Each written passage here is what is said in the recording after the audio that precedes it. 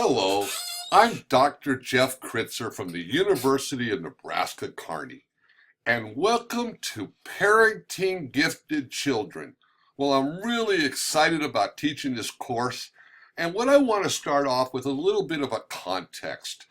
For 25 years, I was in a resource room in Los Angeles, and I worked with children identified as having learning disabilities, but many of them fell through the cracks.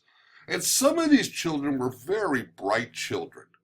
But the problem is, we have done a lot of things in our country for children with learning problems, for children that are not achieving. And in the process, we have perhaps left out a population of students very important to our country. And these are children who are extremely bright children, and they need to be taught a certain way in order to be successful. And many times they haven't been taught that way. And they're subject to all kinds of problems in school because of this misteaching. Now, let me show you a little bit. There are some important websites with regard to education of gifted children. And let me show you a couple of them. First of all, this is the National Society for the Gifted and Talented, and they have a definition here of children that are identified as gifted. It's not enough to be a bright child, but you got to be performing. You got to be accomplishing something. And one of the situations that we deal with in our schools is that general education oftentimes sends special education the problems, quote unquote. But many of these children just need good teaching and good programs to help them.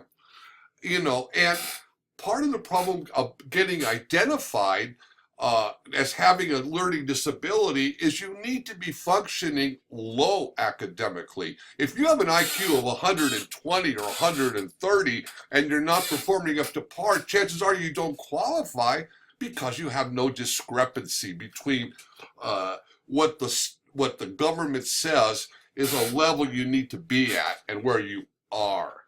And gifted children, children who are bright, children who are different than the norm at the top level oftentimes suffer.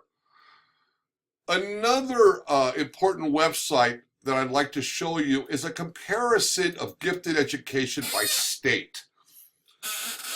Unlike special education in general, which is extremely uniform from one state to another, education for the gifted is very different. Some states have good programs, others not so good programs. And I encourage you to look at this website and look at your state and perhaps adjoining states if you're looking for options for your child. Another thing I'd like to call your attention to is an infographic. Excuse me. Infographics are extremely are very new, and they have lots of information. I encourage you to Google infographics for children with learning with children at the gifted range, or bright children, or high achieving. See, the problem with that we have is there's just not enough gifted programs in America for these children. There's no money being put into gifted education. It's a problem.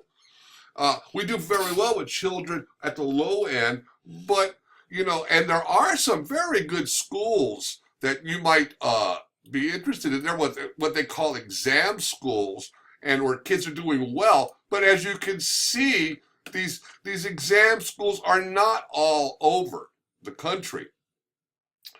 Another problem is minority children oftentimes are even more at disadvantage as far as being gifted services.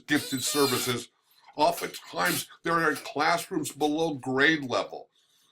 It's very important that these children receive a different instruction than the norm in their classrooms. Another thing, take a look at this website that looks at math and science achievement in America.